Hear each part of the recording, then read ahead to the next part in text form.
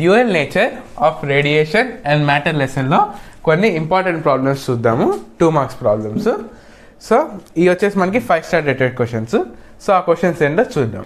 So ఈ question వచ్చేసి మనకి 2023లో వచ్చింది. ఈ క్వశ్చన్ వచ్చేసి మనకి what is important fact that Millikan's experiment establish.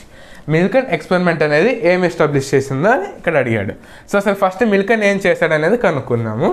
So అసలు మిల్కన్ ఎవరు? ఇవ్వండి, ఈయన మనకి సైంటిస్ట్ అనమాట, మిల్కన్ సైంటిస్ట్. ఈయన పేరు మిల్కన్. సో ఈయన అసలు ఏం కనుక్కున్నాడు? Millikan spread tiny oil droplets into a chamber. ఆయన ఏం చేశాడు? మనకి టైనీ ఆయిల్ డ్రాప్లెట్స్ అనేవి ఒక ఛాంబర్లోకి స్ప్రింకిల్ చేశారనమాట.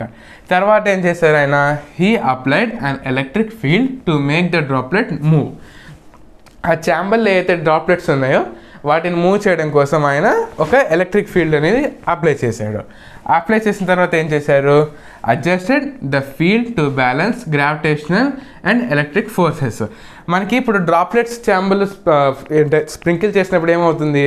అవి గ్రావిటేషనల్ ఫోర్స్ కారణంగా మనకి ఛాంబర్లో కిందకు మూవ్ అవుతుంటాయి. సో ఆయన ఏం చేశాడు? ఇక్కడ ఫోర్స్ అడ్జస్ట్ చేయడం వల్ల అవి కింద పడకుండా మనకి ఛాంబర్లో గాల్లోనే ఆగిపోయిందనమాట. సో దాని తర్వాత ఏం చేశాడు? Droplets Howard when forces were balanced. మనకి ఫోర్స్ బ్యాలెన్స్ చేసినప్పుడు ఆ ఆయిల్ డ్రాప్లెట్స్ ఏదైతే ఉన్నాయో అవి కిందకి మూవ్ కాకుండా మధ్యలోనే ఆగిపోయినాయి అనమాట. సో ఆయన ఏం చేశాడు? మనకి he calculated the charge on each droplet. ప్రతి డ్రాప్లెట్ యొక్క ఛార్జ్ అనేది ఆయన కనుక్కున్నాడు అనమాట. సో ఆయనకి ఏం తెలిసినప్పుడు he found the charges were multiples of fundamental values. ఆ ఛార్జెస్ ఏదైతే ఉన్నాయో అవి ఫండమెంటల్ వాల్యూస్ యొక్క మల్టిపుల్స్ అనమాట. ఇప్పుడు ఫండమెంటల్ వాల్యూస్ అంటే ఎట్లా? ఇప్పుడు 5 ఒక మల్టిపుల్ ఉంది అంటే ఎట్లా? 5, 10, 15, 20, 25 అట్లా అనమాట. ఇప్పుడు ఇవన్నీ మనకి మల్టిపుల్ ఆఫ్ ఫండమెంటల్ వాల్యూస్. అంటే మనకు అప్పుడు ఏమైంది? This values were determined to be the charge of a single electron. మనకి ఈ ఛార్జెస్ ఏవైతే ఉన్నాయో దీన్ని యూజ్ చేసుకొని ఆయన సింగిల్ ఎలక్ట్రాన్ యొక్క ఛార్జ్ అనేది ఆయన కనుక్కున్నాడు అనమాట. సో ఈ మొత్తం ఎక్స్పెరిమెంట్ చేసినందుకు ఆయనకి 1909లో రాబర్ట్ మిల్కన్కి ఒక నోబెల్ ప్రైజ్ అనేది ఇచ్చారనమాట. సో ఇప్పుడు ఇది ఓవరాల్గా అసలు మిల్కన్ ఎవరు, మిల్కన్ అసలుకి ఏం కనుక్కున్నాడు, ఆయన ఎక్స్పెరిమెంట్ అనేది ఇక్కడ అసలుకి ఓవరాల్గా చూసుకున్నాము. అసలుకి ఈ క్వశ్చన్కి ఆయన ఏం అడిగాడు, అసలుకి ఏం రాస్తే మనకి 2 మార్క్స్ వస్తాయో చూద్దాం. సో మన క్వశ్చన్ వచ్చేసి ఇది. So Millikan experiment establish the following facts.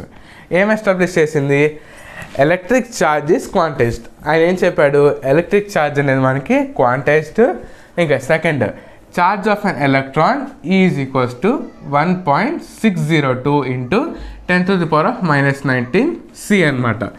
So మనము జస్ట్ ఈ 2 పాయింట్స్ కనుక రాస్తే మనకి 2 మార్క్స్ అనేవి ఈజీగా వచ్చేస్తాయి. సో ఇది ఈ క్వశ్చన్కి ఆన్సర్ అనమాట. సో మనకి అసలు 2 మార్క్స్ క్వశ్చన్లో ఎక్కువ రాయాల్సింది ఏం లేదు. మనకి జస్ట్ ఆ క్వశ్చన్లో ఏమడిగాడో దానికి పాయింట్ టు పాయింట్ వస్తే సరిపోతుంది. సో మనకి ఏ క్వశ్చన్ నేర్చుకున్నా దానికి కొంచెం కాన్సెప్ట్తో నేర్చుకుంటే మనకి రాసేటప్పుడు ఈజీగా ఉంటుంది. సో ఈ వీడియోస్లో మేము ఏం చేసామంటే కొంచెం ప్రతి క్వశ్చన్కి కొంచెం ఎక్స్ట్రా కాన్సెప్ట్ యాడ్ చేసి మేము వీడియో చేసాము. సో దీంతో కనుక మనం నేర్చుకున్నట్లయితే మనకి ఫర్దర్గా క్వశ్చన్ రాసేటప్పుడు ఈజీగా అవుతుంది. సో మా కాలజ్ఞాన్ ఛానల్ కనుక మీకు నచ్చినట్టయితే లైక్ చేసి, షేర్ చేసి, సబ్స్క్రైబ్ చేసుకోండి. Thank you.